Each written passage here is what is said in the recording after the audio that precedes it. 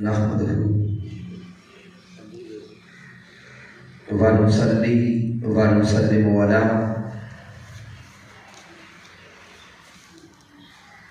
سيدنا ومولانا محمد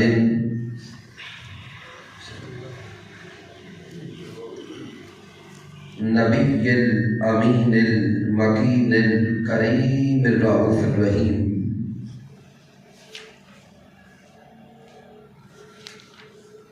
أما بعد فأعوذ بالله من الشيطان الرجيم. بسم الله الرحمن الرحيم.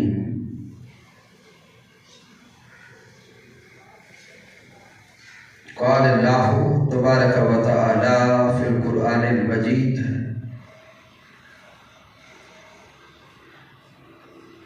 سبحان الذي أسرى بعبده ليلا. صدق الله مولانا العظيم. إن الله وملائكته يصلون على النبي يا أيها الذين آمنوا صلوا عليه وسلموا تسليما. اللهم صل على سيدنا.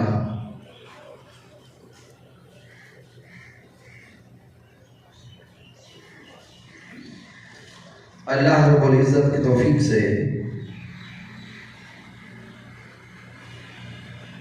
اور تاجدار کائنات صلی اللہ علیہ وآلہ وسلم کے نعلین پاک تصدق سے منہاج القرآن انسٹیٹیوٹ آف تحفیظ القرآن کبیر والا میں ہم ماہانہ درس عرفان القرآن کی اس بابرکت باسعادت اور روحانی نشست میں حاضر ہیں. اس درس عرفان القرآن کے انعقاد پر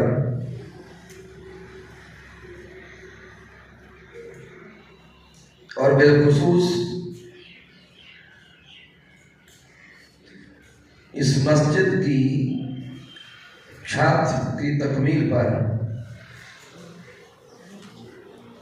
مبارکباد پیش کرتا ہوں تحریک منہاج القرآن کبیر والا کے جملہ قائدین و کارکنان کو، جملہ فورمز کے جمی احباب کو، مالک کائنات کی بارگاہ اقدس میں دعا کرتے کہ اللہ رب العزت سب کی کوششیں اور کاوشیں اپنی بارگاہ اقدس میں قبول فرمائے.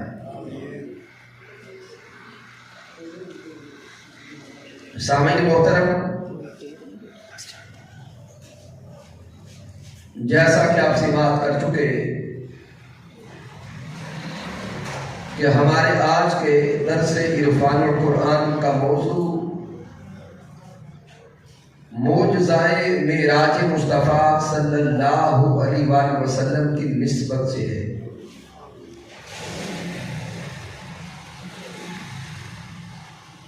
سامعین، اس سے پہلے آپ نے معجزۂ معراج مصطفیٰ صلی اللہ علیہ وآلہ وسلم کے مراحل پر بھی گفتگو سنی ہوگی. آج کے درس عرفان القرآن کا موضوع معجزۂ معراج مصطفیٰ صلی اللہ علیہ وآلہ وسلم کے اسباب لینا،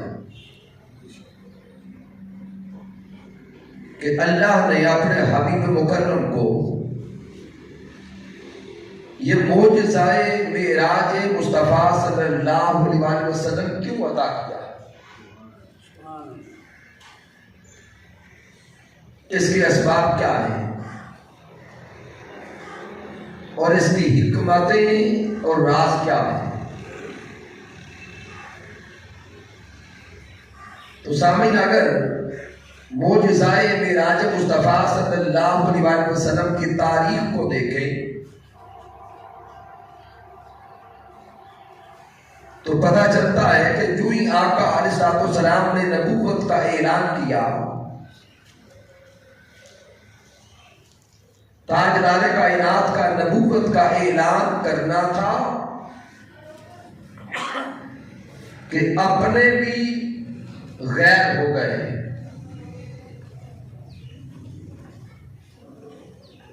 آقا علیہ السلام نے اللہ کی وحدانیت کا اعلان کیا،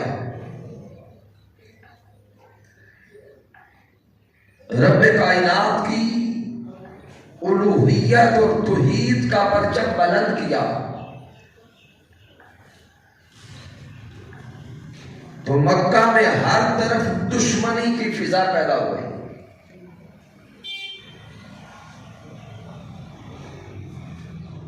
کفار و مشرکین نے آقا علیہ السلام کو معاذ اللہ دکھ دینا شروع کر دیے۔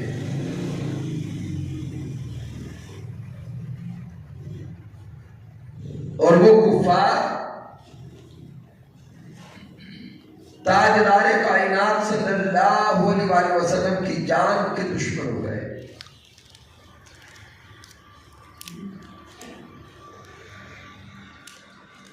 اور وہ دشمنی بڑھتی بڑھتی اس مقام تک چلی گئی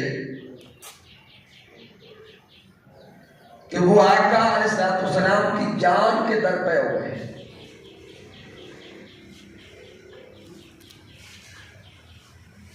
کبھی آقا علیہ السلام رب کی بارگاہ میں سجدہ کرتے تو کفار حضور علیہ السلام کی پشت مبارک پہ اونٹ کی اجڑیاں ڈالتے۔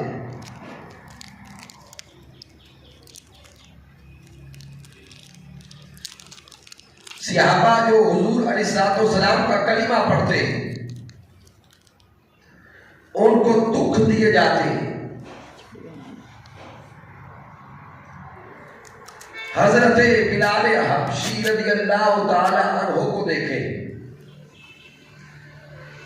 جب آقا علیہ السلام کی غلامی میں آئے تو کفار نے حضرت بلال حبشی کو ستانا شروع کر دیا۔ گرم ریت پر اور گرم پتھروں پر لٹا کے تشدد کا نشانہ بنایا ہے۔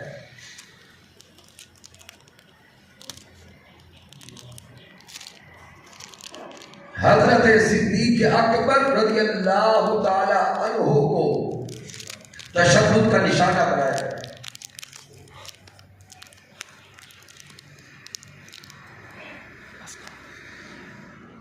حضرت خبیب رضی اللہ تعالی عنہ کو دیکھیں، حضرت سیدہ سمیہ رضی اللہ تعالی عنہا کو دیکھیں۔ گویا مکہ کی ساری تاریخ آپ کے سامنے ہے کہ حضور علیہ السلام نے جو دن مکہ میں گزارے ہر دن دکھوں والا تھا۔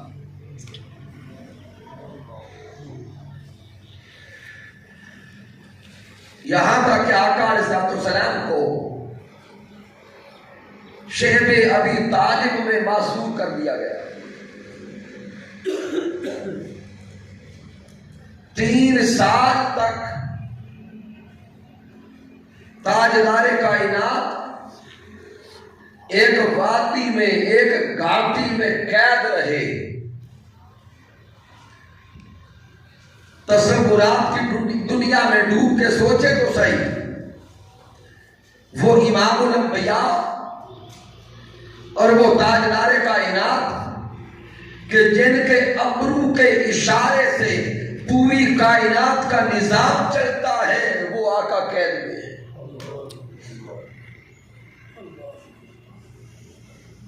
وہ امام کائنات جن کی انگلی کا اشارہ ہو تو ڈوبا سورج پلٹ آئے، وہ تاجدار کائنات جن کی انگلی کا اشارہ ہو تو چاند دو ٹکڑے ہو جائے، وہ حبیب کبریا جن کا کلمہ درخت اور پتھر بھی پڑے اس دین متی کی خاطر آقا علیہ السلام کو قید کر دیا، اور پھر اسی قید کی حالت میں ابھی شیب ابی طالب میں تھے تو آقا کے چچا حضرت ابو طالب کا وصال ہو گیا۔ آپ کی زوجہ محترمہ حضرت سیدہ خدیجہ الکبریٰ رضی اللہ تعالی عنہ کا وصال ہو گیا۔ آقا علیہ السلام پہ غم طاری تھا، قلب مصطفیٰ پہ بوجھ تھا، اور حضور کے گھر کے اندر فقط یہ دو ہستیاں تھیں۔ جب باہر کفار ستاتے حضور گھر آتے تو گھر میں یہی دو ہستیاں تو تھیں جو حوصلہ دیتی، حضرت ابو طالب اور حضرت خدیجہ الکبریٰ، یہی تو حضور کو حوصلہ دینے والے تھے۔ جب ان دونوں کا وصال ہو گیا تو اب ظاہراً دنیا میں گھر میں کوئی حوصلہ دینے والا بھی نہ تھا۔ اب جب رب کائنات نے تاجدار کائنات کے قلب اطہر پہ بوجھ دیکھا،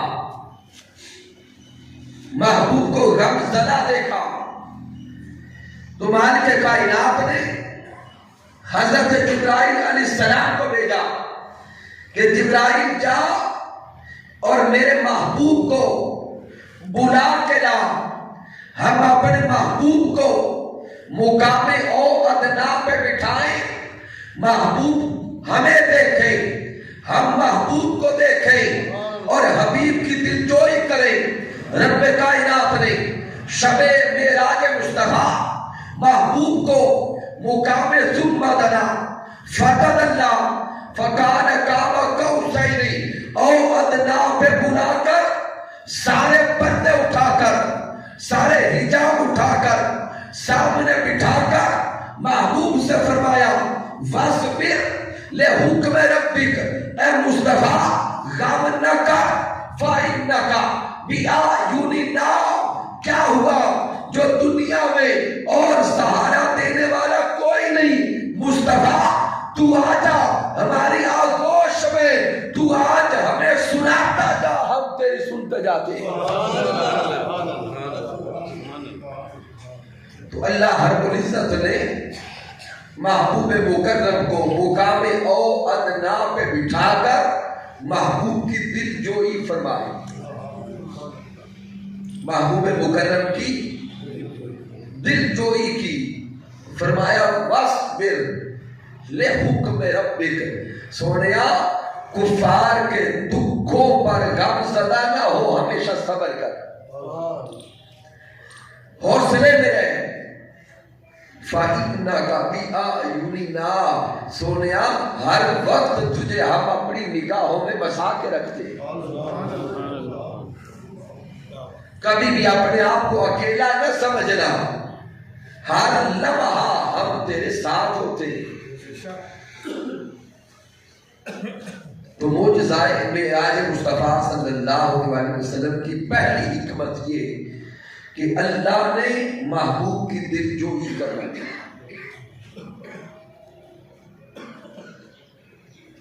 سفر معراج مصطفیٰ صلی اللہ علیہ وسلم کی دوسری حکمت،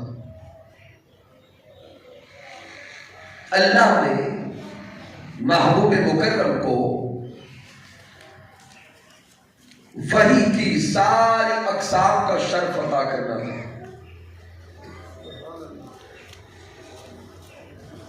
وحی کی ساری اقسام سے اللہ نے حبیب کو نوازنا تھا۔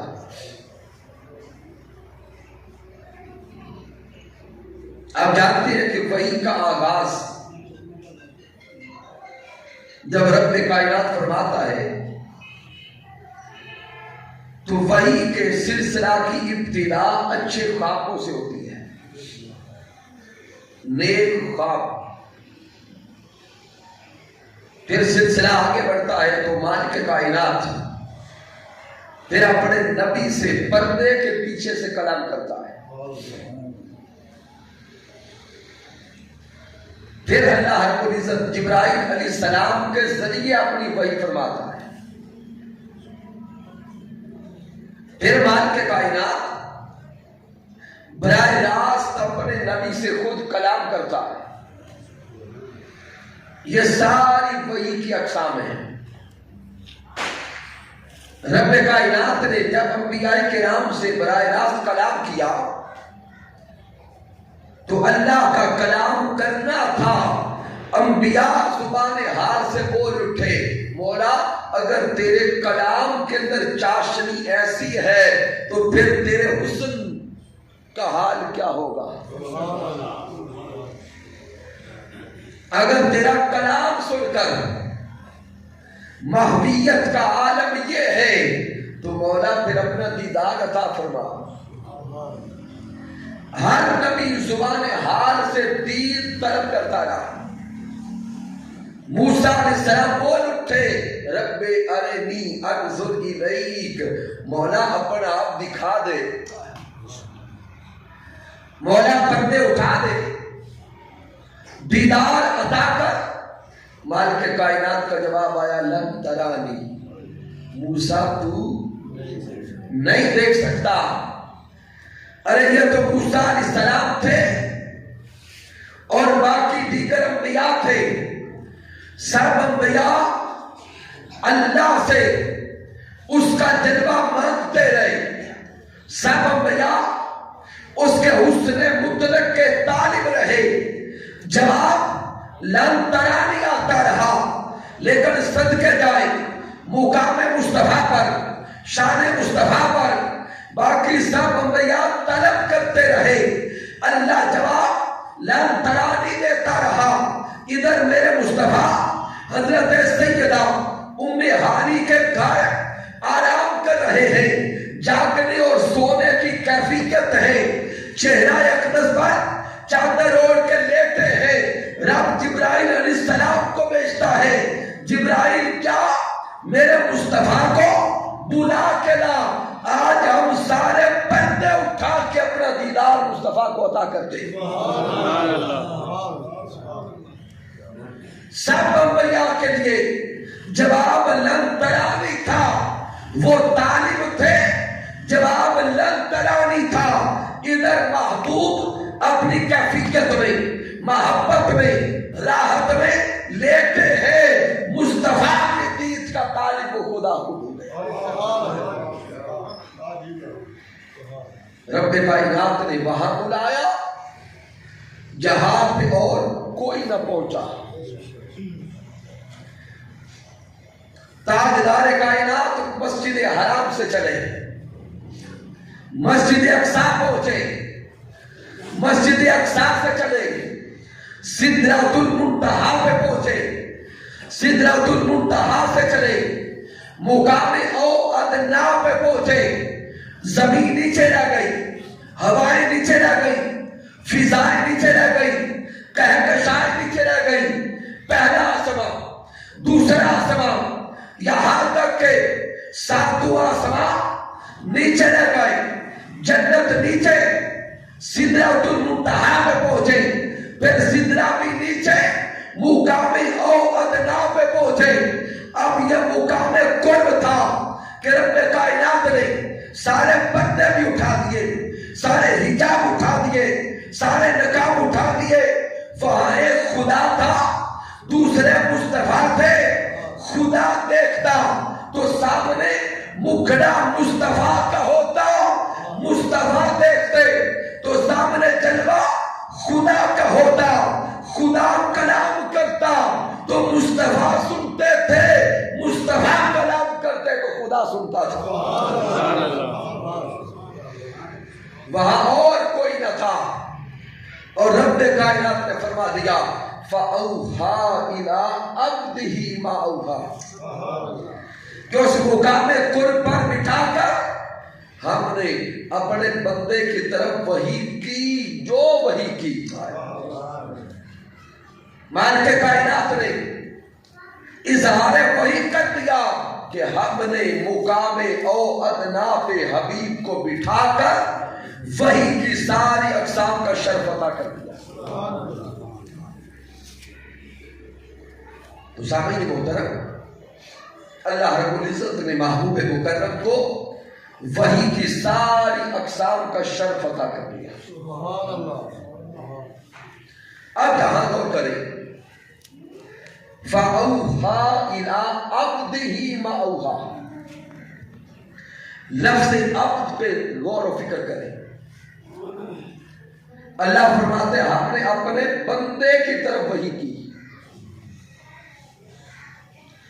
یہ نہیں فرماتا کہ ہم نے اپنے پیغمبر کی طرف وحی کی. اور سورہ بنی اسرائیل کی جو پہلی آیت ہے اس کو بھی پڑھیں، وہاں بھی اللہ فرماتا ہے سبحان الذی اسری بعبدہ لیلا، پاک ہے وہ ذات جو اپنے خاص بندے کو لے گئے. یہاں بھی لفظ عبد ہے اور سورۃ النجم میں بھی لفظ عبد ہے. یہاں پہ تھوڑا غور و فکر کریں اور سوچیں، وحی تو کی جاتی ہے نبی کی طرف یا رسول کی طرف. اب چاہیے تو یہ تھا کہ رب کائنات آقا علیہ السلام کی منصب نبوت و رسالت کا ذکر کرتا. اللہ فرماتا کہ پاک ہے وہ رب جو اپنے نبی کو لے گیا، یا فرماتا کہ اپنے رسول کو لے گیا، یا آقا علیہ السلام کا ذاتی اسم مبارک لیتا کہ اپنے محمد مصطفیٰ کو لے گیا. نہ یہاں پہ نبی فرمایا، نہ رسول فرمایا، نہ محمد فرمایا، بلکہ خاص بندہ فرمایا. تو سامعین یہاں لفظ بندہ فرمانے کے بھی کئی اسباب ہیں، لیکن آج کے موضوع سے جو ریلیونس ہے وہ خاص جملہ دینے لگا ہوں. مالک کائنات کو علم تھا کہ جب وقت گزرے گا دنیا والوں میں بحث چھڑ جائے گی کہ معراج مصطفیٰ منامی تھی یا روحانی تھی. لوگ بحث میں پڑ جائیں گے. کوئی کہے گا کہ خواب میں گئے، اور کوئی کہے گا صرف یہ روح کا سفر تھا. چونکہ لوگوں کی عقل میں بات آنی نہیں ہے، اور یہ عقل میں آنے والی بات ہے بھی نہیں. تو رب کائنات کو علم تھا کہ جب دنیا والے سنیں گے تو وہ سوچنے لگ جائیں گے، اعتراضات میں پڑ جائیں گے. کوئی کہے گا یہ معراج کا واقعہ خواب کا ہے، کوئی کہے گا سفر پہ روح گئی. اس لیے رب کائنات نے لفظ عبد فرما کر سارے جھگڑے یہی مٹا دیے. سارے جھگڑوں کا خاتمہ اسی لفظ عبد سے کر دیا. ادھر فرمایا سبحان الذی اسری بعبدہ لیلا، ادھر فرمایا فاوحا الی عبدہ ما اوحا. سامعین عبد ہوتا ہی وہ ہے جس کا جسم بھی ہو اس کے ساتھ روح بھی ہو. بندہ، بندہ کسے کہتے ہیں؟ جس کا جسم بھی ہو اور روح بھی ہو. اگر جسم اور روح کا تعلق ٹوٹ جائے تو وہ پھر پورا بندہ نہیں کہلاتا. جسم کو پھر ہم میت کہتے ہیں، روح کو الگ روح کہتے ہیں. مالک کائنات نے بھی عبد ہی فرما کر یہ اتنا حل فرما دیا کہ میرے حبیب کے سفر معراج پہ اعتراض کرنے والوں، میرے مصطفیٰ کا سفر معراج نہ تو خواب کا تھا نہ صرف روح کا تھا، میرا حبیب مسجد حرام سے چلا، جسم بھی تھی روح بھی تھا، مسجد اقصی سے چلا، جسم بھی تھی اور روح بھی تھی، جسم کے ساتھ روح کا تعلق قائم تھا۔ میرا مصطفیٰ مقام او ادنا پہ آ گیا، کلام جاری تھا، وہی ہو رہی تھی، شہاب پر بھی میرا حبیب جسم کے ساتھ آیا تھا اور روح کے ساتھ آیا تھا۔ سامعین، ہمارا ایمان و عقیدہ تو اس سے بھی آگے کا ہے۔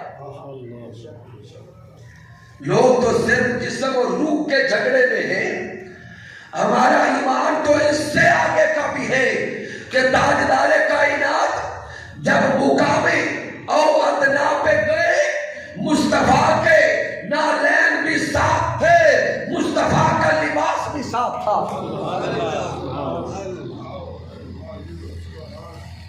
تو آقا علیہ السلام کا سفر معراج یہ عالم بیداری میں ہوا، جسم اور روح کے ساتھ ہوا،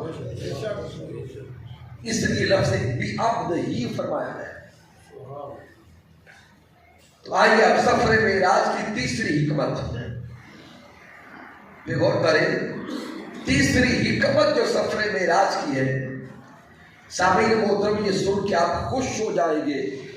اللہ نے محبوب مکرم کو محبوب کی امت کی بخشش کی بشارت دینی تھی۔ آقا علیہ السلام اس دنیا میں آئے تو حضور کے لبوں پہ صدا ربی حبلی امتی، مولا میری امت بخش دے۔ تاجدار کائنات غار ہرا میں پہنچے، التجا ربی حبلی امتی، مولا میری امت بخش دے۔ یہاں تک کہ امام الانبیاء ساری رات مصلی پہ کھڑے رہتے ہیں، ساری رات قیام کرتے ہیں، کبھی رکوع کرتے ہیں، کبھی سجود کرتے ہیں، یہاں تک کہ محبوب کے قدم مبارک متورم ہو گئے، آقا کے قدم مبارک میں ورم آ گیا۔ لیکن حضور ساری رات رب کی بارگاہ میں کھڑے ہو کر روتے ہیں، عرض کرتے ہیں مولا میری گناہگار امت کو بخش دے۔ جب مالک کائنات نے حبیب کے قدموں میں ورم دیکھے تو رب کائنات بھی پکار کے کہتا ہے یا ایھا المزمل،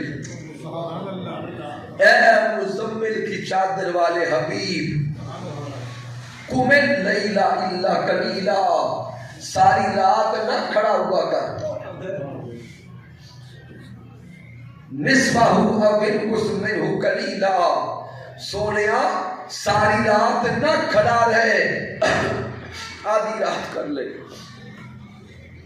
آدھی رات کر لے، منہ قلیلا، آدھی رات سے بھی گھٹا لے، اور زد علیہ ورتل القرآن ترتیلا، ہاں تھوڑا سا قیام بڑھانا ہے تو سونے بڑھا لے، تیری مرضی۔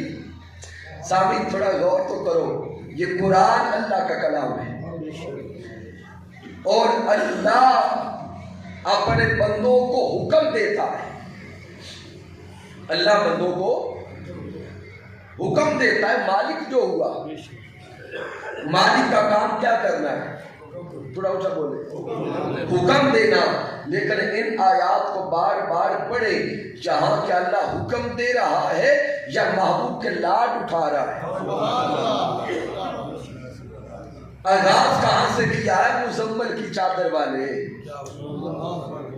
ساری رات نہ کھڑا ہوا کر، کھڑا ہونا گھٹا لے، سونے آدھی رات کر، آدھی رات سے بھی آدھا کر، ہاں تھوڑا سا بڑھا لے۔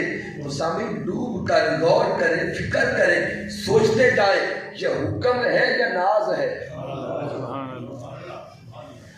رب کائنات کو حبیب کو فرمائے محبوب ساری رات کھڑا ہو کے نہ رویا کر، لیکن صدقے جائیں آقا پر، آقا پھر بھی رب کی بارگاہ میں روتے ہیں مولا میری امت کو بخش دے، امت کو بخش دے۔ جب آقا علیہ السلام نے رونا نہیں چھوڑا تو اب رب کائنات نے فرشتوں کو حکم دیا کہ فرشتوں میرا پیغام میرے ساجن تک پہنچاؤ. جبرائیل علیہ السلام کو بھیجا. کیا جبرائیل جا میرے ساجن کو بلا کے لا. اب یہ معاملہ دور سے حل ہونے والا نہیں لگتا. ہم محبوب کو بلاتے ہیں, سامنے بٹھاتے ہیں, حبیب کی سنتے ہیں. سونیا آج تو کہتا جا, جو کہتا جائے گا ہم پورا کرتے جائیں گے.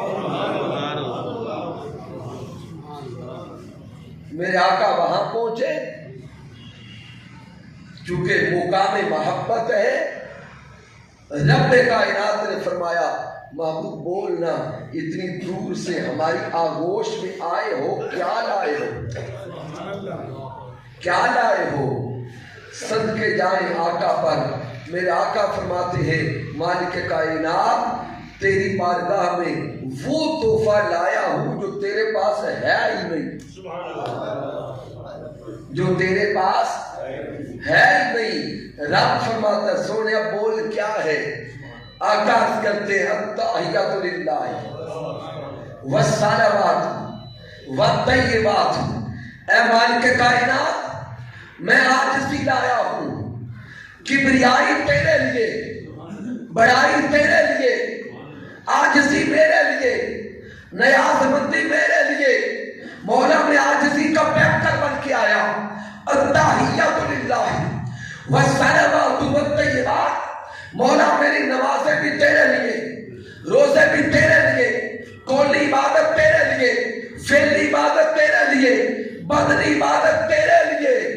رب کائنات نے جب حبیب کی عاجزی دیکھی, اب رب فرماتا ہے سونیا وہ مانگ, مانگتا کیا ہے. میرے حبیب مانگ, کیا مانگتا ہے. ارے صدقے جائیں آقا پر. آقا فرماتے مولا میرا تو ہے ہی کچھ نہیں, میں کیا مانگوں, میرا تو ہے ہی کچھ نہیں. مولا سب کچھ تیرا ہے, میری نمازیں بھی تیری, میرے روزے بھی تیرے, میرا سب کچھ تیرا ہے.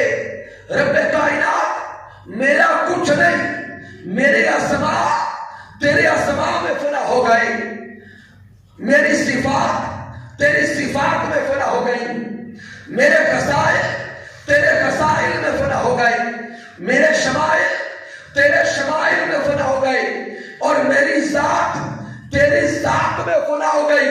مولا میرا کچھ نہیں, سب کچھ تیرا ہے. مولا اندر بھی تو تے باہر بھی تو, ایتے پلا کون نمانا. مولا سب کچھ تو ہے.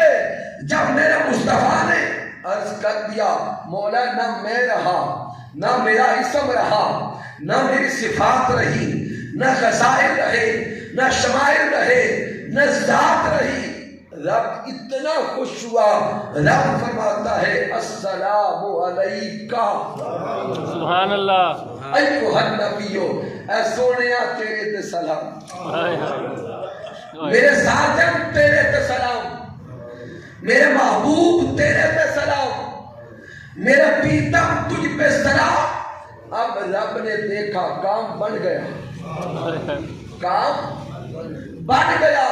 اب میرے آقا عرض کرتے مولا یہ سلامتی میں صرف اپنے لیے لینے نہیں آیا,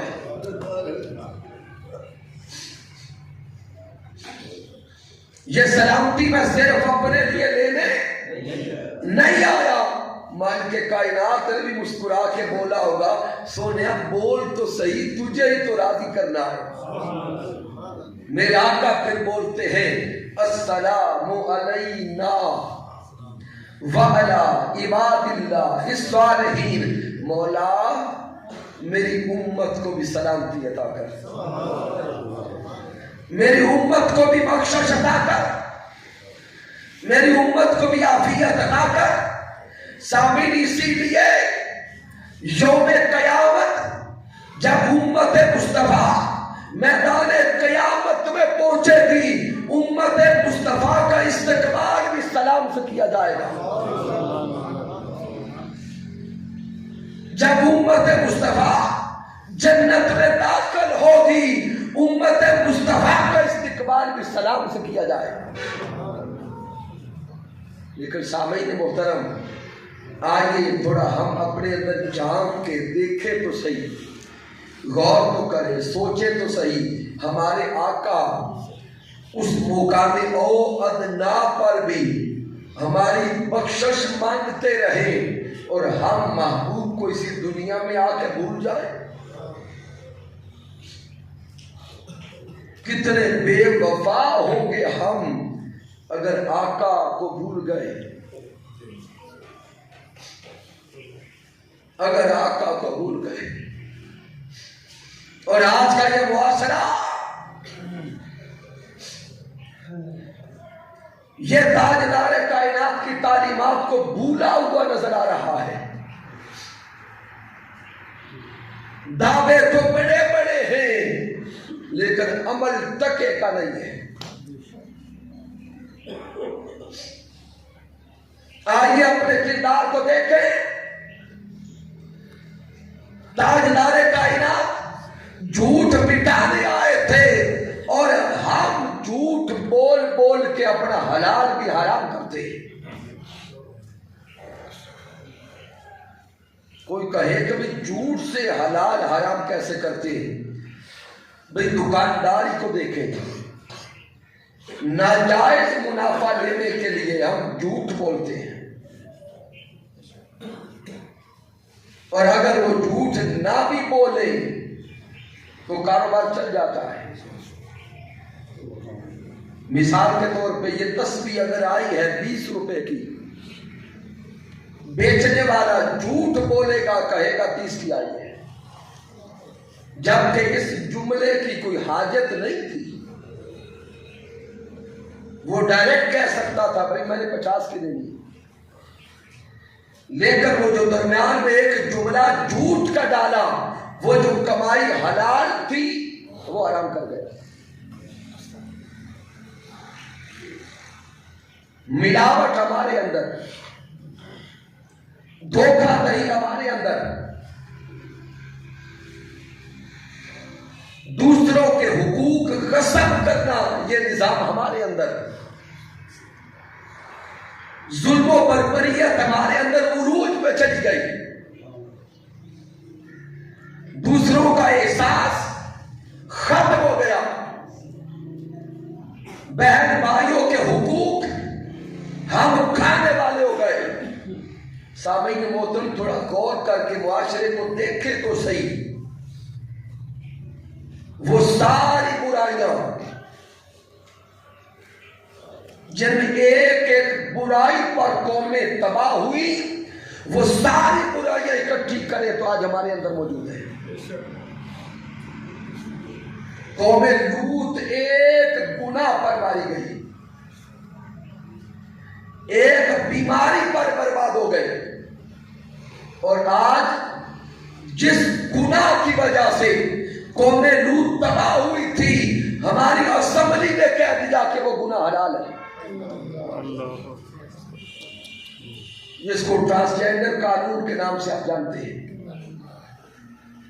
کہ عورتیں عورتوں کے ساتھ رہ سکتی ہیں, مرد مردوں کے ساتھ رہ سکتے ہیں.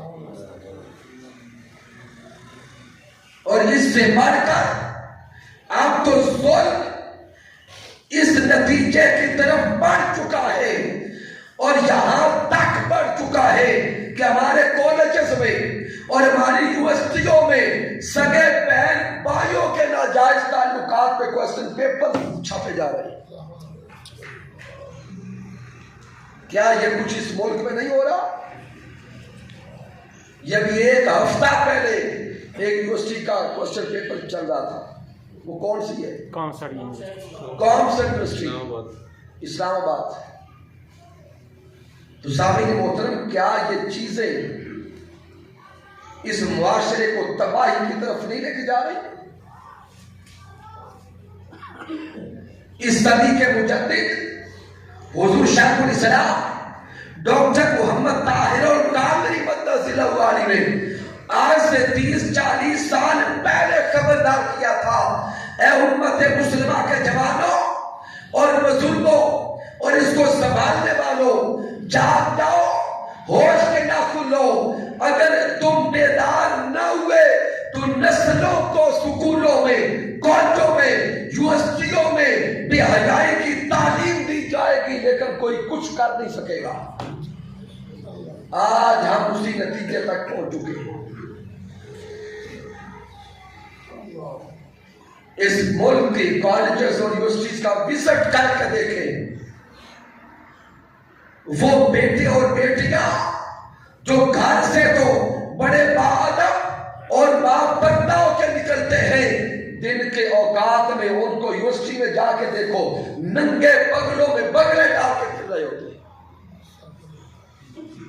کیا یہ حال اسی ملک کا نہیں ہے؟ ارے تاجدار کائنات تو اس امت کی بخشش کے لیے دن رات روتے رہے اور ہم بے حیائی کے راستوں پہ چلتے رہے۔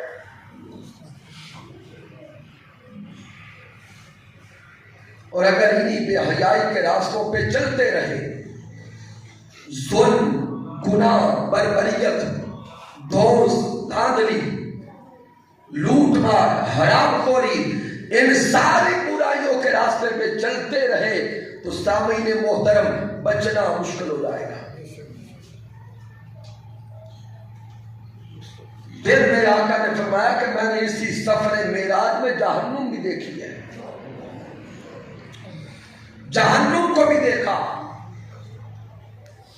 اور جہنم کے اندر ایسے لوگ دیکھے کہ فرشتے بڑے بڑے پتھر لے کے ان کے سروں پہ پھینکتے تھے، سر کچلے جاتے تھے، پھر بنائے جاتے تھے، پھر کچلے جاتے تھے۔ حضور فرماتے میں نے پوچھا یہ کون ہے؟ فرمایا گیا یہ آپ کی امت کے وہ گناہگار ہیں جو ہمیشہ دوسروں کے حق چھینا کرتے تھے، حرام خوری کیا کرتے تھے، لقمہ حرام کھایا کرتے تھے۔ تو سامعین اگر سمجھ گئے تو راستہ جنت ہے، اور اگر حرام کھاتے رہے تو پھر راستہ دوزخ کا ہے۔ آئیے آج کے درس عرفان قرآن میں یہ نیت اور عہد کر کے جائیں کہ ہم نے اس معاشرے کو سنبھالنا ہے۔ ہم اس معاشرے کے بیمار بیٹھے، اب سارے لوگ اچھے ہیں، لیکن سامعین محترم اچھے ہونے کے باوجود ہم ایک لائن پر رکے ہوئے، اور وہ لائن کیا ہے؟ ہم کہتے ہیں کہ میرے اچھا ہونے سے کیا ہو جائے گا، میں اگر کسی کو بہتری کی تعلیم کروں گا تو کون سا کوئی سمجھ جائے گا؟ نہیں، یہ مایوسی کا جملہ ہے۔ اور رب کائنات نے مایوسی سے منع فرمایا ہے، لا تقنطوا من رحمت اللہ۔ اس معاشرے میں ہر کسی کی اپنی ذمہ داری ہے، علماء کی ذمہ داری ہے کہ وہ منبر پر بیٹھ کے اخلاقیات مصطفیٰ سکھائیں، والدین کی ذمہ داری ہے کہ اپنی اولادوں کو سنواریں، اساتذہ کرام کی ذمہ داری ہے کہ اپنے طلباء کو اخلاقیات مصطفیٰ کی تعلیم دیں۔ جو بندہ جہاں پر ہے، جو اس کا دائرہ کار اور دائرہ اختیار ہے، اس پر یہ لازم ہو چکا ہے کہ وہ معاشرے کو سنبھالنے کے لیے اپنی آواز بلند کرے، اپنی سوچوں کو مثبت کرے، پازیٹو کرے، پہلے خود سنورے، اولادوں کو سنوارے اور معاشرے کو سنوارنے کا بیڑا اٹھائیں۔ یہ ملک ہمارا ہے، ہماری نسلوں کا ہے، اور ہمارے اجداد نے، ہمارے والدین نے اور ہمارے بزرگوں نے لاکھوں قربانیاں دے کے یہ خطہ حاصل کیا ہے۔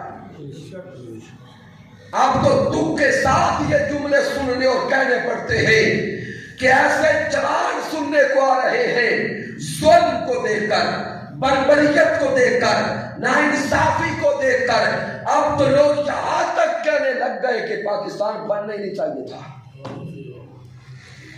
یہ جملے کانوں تک پہنچنے لگ گئے۔ لیکن سامعین محترم، یہ ذمہ داری ہم سب کی ہے، اب ہم اس کو سنبھالیں۔ اللہ کی عزت کی قسم اگر ہم نے سنبھالا تو سنبھل جائے گا۔ یہ لوٹنے والے، یہ ظلم کرنے والے انشاءاللہ تعالی ملیا میٹ ہو جائیں گے، ختم ہو جائیں گے، ان کی نسلیں بھی تباہ و برباد ہو جائے گی۔ یہ ملک دین اسلام کے نام پہ بنا، اسلام کے لیے بنا، لوٹنے والے تباہ و برباد ہو جائیں گے۔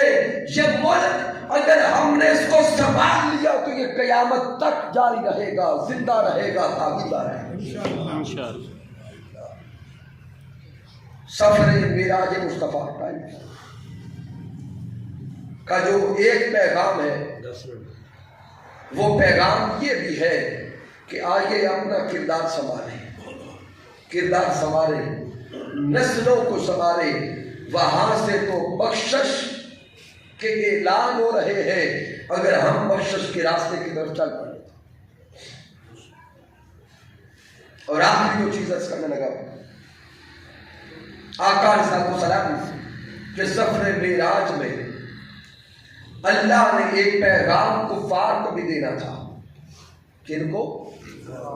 کفار کو، دشمنوں کو ایک پیغام دینا تھا، اور وہ پیغام چھپا ہے فَكَانَ قَابَ قَوْسَيْنِ کے اندر، کہ ہم اتنا قریب ہوئے کہ دو کمانوں کا فاصلہ رہ گیا، دو کمانوں کا فاصلہ رہ گیا۔ ذہن میں سوال پیدا ہوتا ہے کہ وہاں پر کمانوں کا کیا کام؟ لیکن رب کائنات نے پیغام دشمنان اسلام کو دینا تھا۔ کیا میرے حبیب سے معاذ اللہ دشمنی کرنے والوں، سن لو، اس مقام قرب پر میں اور میرا حبیب اکٹھے ہو گئے، اب ہم کو جدا نہ سمجھنا، میں اور میرا مصطفیٰ ایک ہو گئے، میں اور میرا حبیب بولے ایک ہو گئے، ہماری محبتیں بھی ایک، ہماری چاہتیں بھی ایک، ہماری پسند بھی ایک، ہماری عطا بھی ایک، ہمارا دینا بھی ایک، ہمارا لینا بھی ایک، ہمارا دوستی کرنا بھی ایک، اور ہماری دشمنی بھی ایک۔ اس لیے کافروں یہ سن لو، آج کے بعد اگر اعتراض ذات مصطفیٰ پہ کرو گے، جواب مصطفیٰ نہیں دیں گے، جواب خود خدا کی طرف سے آئے گا۔ یہ کفار کو پیغام دینا تھا کہ اگر حضرت ابو طالب اور حضرت خدیجہ الکبریٰ کا وصال ہو گیا تو میرے حبیب کو اکیلا نہ سمجھنا۔ تو سامعین محترم، آخر جو جملے دے رہا ہوں، یہ ساری گفتگو جو آپ نے سنی، اس ساری کی ساری گفتگو کا مرکز مجدد وقت حضور شیخ الاسلام ڈاکٹر محمد طاہر القادری مدد والی کی ذات ہے۔ ہم جتنے بھی خطابات کرتے ہیں، ایک ایک لفظ حضور شیخ الاسلام سے ادھار لیا ہوا ہے، ایک ایک کلمہ حضور شیخ الاسلام کی عطا سے ہمارے پاس ہے۔ تو سامعین محترم، کیوں نہ پھر سوچا جائے اور کوشش کی جائے کہ اس مرد کلندر کی زبان سے اس کے کلمات کو خود سنا جائے۔ آپ لوگ سنتے بھی ہوں گے، لیکن مرکز میں حضور قرآن نہیں، حضور شیخ الاسلام کے خطابات کے کلپس آپ تک پہنچانے کے لیے ایک آسان سا راستہ تلاش کیا ہے، اور وہ آسان میں یہ ہے فہم دین، کیا؟ فہم دین۔ ابھی جن لوگوں کے پاس موبائل اینڈرائڈ موبائل ہے 1 منٹ کے اندر سارے آپ موبائل نکالے ہیں، چونکہ یہ سوشل میڈیا کا دور ہے۔ اس موبائل کو اگر گندگی کے لیے استعمال کرے تو گناہ ہے، اسی موبائل کو اگر اللہ اور اس کے رسول کے لیے استعمال کرے تو یہ عبادت ہے۔ پلے اسٹور پہ جا کر اور پلے اسٹور پہ جا کے لکھیں گے فہم دین۔ کیا لکھنا ہے؟ فہم دین۔ آپ کے سامنے فہم دین ایپ آ جائے گی، یہ گرین کلر کی ایپ ہوگی۔ جب فہم دین کی ایپ سامنے آ جائے تو اس کو انسٹال کریں۔ کیا کرنا ہے؟ انسٹال کرنا ہے۔ فہم دین کی ایپ اس کو انسٹال کریں۔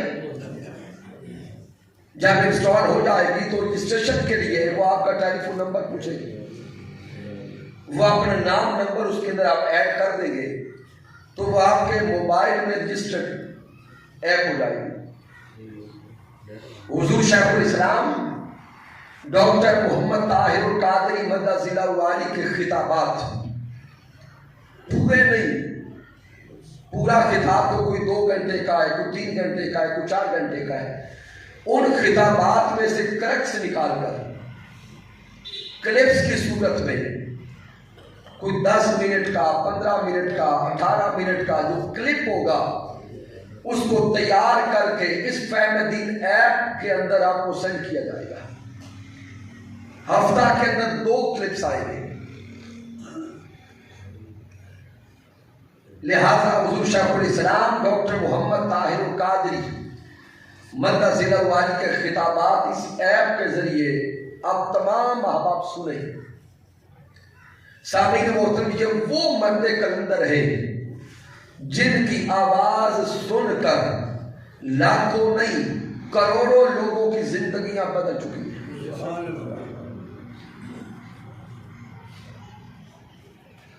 بڑے بڑے علماء اور مشائخ وہ ہے جو حضور شیخ الاسلام کو سن سن کر شیخ بن گئے۔ اور تھوڑا غور و فکر کریں کہ جس کو سننے والا شیخ بن جائے، جس کو سننے اور پڑھنے والا شیخ بن جائے تو جس کو سنا جا رہا ہے پھر اس کے مقام کا عالم کیا ہوگا۔ اس صدی کے اگر سب سے بڑے استاذ کا ٹائٹل کسی کو دیا جا سکتا ہے تو وہ شیخ الاسلام ڈاکٹر محمد طاہر القادری ہے۔ اس صدی کے سب سے بڑے معلم کا اگر کسی کو ٹائٹل دیا جا سکتا ہے تو وہ شیخ الاسلام ڈاکٹر محمد طاہر القادری ہے۔ اس صدی کے سب سے بڑے مفسر کا اگر ٹائٹل کسی کو دیا جا سکتا ہے تو وہ شیخ الاسلام ڈاکٹر محمد طاہر القادری ہے۔ سامعین، میں تو کبھی کبھی رات کو سوتے ہوئے سوچتا ہوں اور اس نتیجے پر پہنچتا ہوں حضور شیخ الاسلام کی خدمات کو دیکھ کر اب تو لگتا یہ ہے کہ جو بھی ٹائٹل سامنے لیتے ہیں وہ ٹائٹل بول کے کہتا ہے کہ میں سجدہ طاہر القادری کے ساتھ ہوں۔ وہ ٹائٹل خود بول پڑتا ہے۔ محدث کہے تو طاہر القادری، مفسر کہے تو طاہر القادری، مفکر کہے تو طاہر القادری، متکلم کہے تو طاہر القادری، مقرر کہے تو طاہر القادری۔ جس طرف جائیں گے اس صدی کے اندر ڈاکٹر طاہر القادری نمایاں نظر آئے گے۔ سامعین محترم، اگر اللہ نے کسی ہستی کو اتنا سجا دیا، اتنا سوار دیا، اتنا نکھار دیا، اتنا سونا کر دیا تو سامعین محترم پھر کیوں نہ اس ہستی کے ساتھ جڑا جائے۔ آئیے تحریک منہاج القرآن کی رفاقت لیں، تحریک منہاج القرآن کی سنگت میں آئیں۔ یہ رفاقت و سنگت انشاءاللہ تعالی یوم قیامت بھی کام آئے گی اور یوم حشر بھی کام آئے گی۔ کی محمد سے وفا تم نے تو ہم تیرے ہیں، یہ جہاں چیز ہے کیا لوح و قلم تیرے ہیں۔ میں نے جو کچھ بیان کیا اگر اس میں کوئی کمی ہے، کوئی کجی ہے، کوئی غلطی ہے تو مجھ ناچیز کی طرف سے رب کائنات معاف فرما دے۔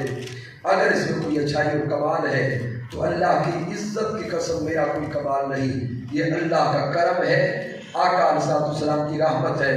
اور میرے قائد، میرے مربی، میرے استاذ حضور شیخ الاسلام ڈاکٹر محمد طاہر قادری مدظ والی کی صحبت کا فیضان ہے، محترم محمد امجد صاحب، انہوں نے تحریک منہاج القرآن کی یہ لائف ممبرشپ